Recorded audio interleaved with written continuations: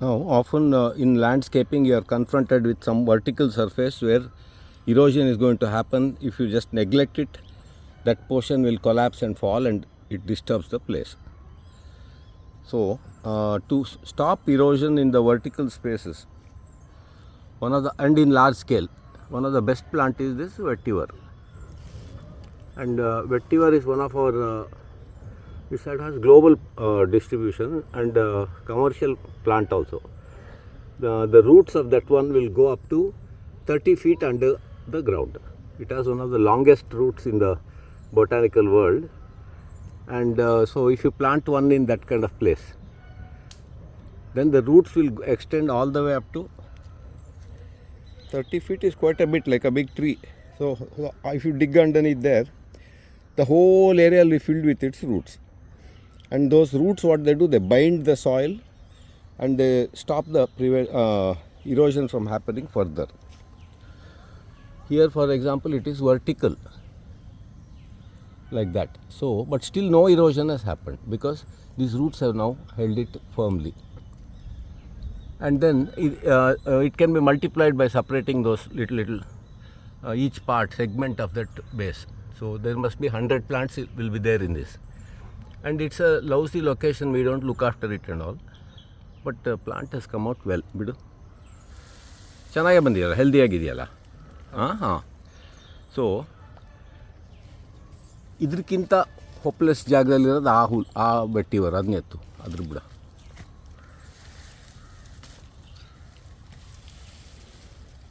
ಇಲ್ಲಿ ಈ ಭಾಗನೇ ಎತ್ತು. S. So here, this is one of the worst location for where the soil erosion can happen. And even here, there is no erosion at all because of that one clump. So when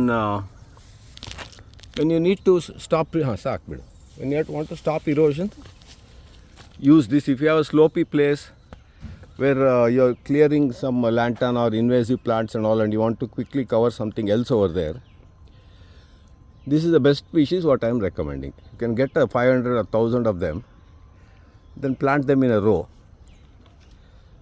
They will hold the soil first tight, so that in the erosion prone places like Kodagu and all, where the whole hill can collapse after heavy rains, if you plant these vetivers in plenty, it will bind the soil, hold it, and stop the erosion from happening then and there within a year. And moreover, once you are having it, the place is filled up with this vetiver type of grass, there is no space for anything else to come and occupy. So you will not get, suppose you cleared lantana from one of the neglected place.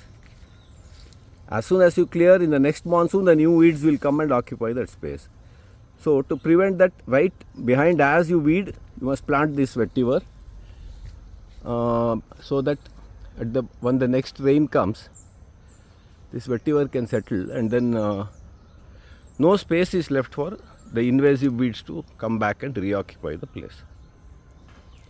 And also it sequesters huge amount of carbon into the earth, enormous quantity, and the roots take that carbon down deep into the earth, and then when it dies and decomposes, the carbon is deposited.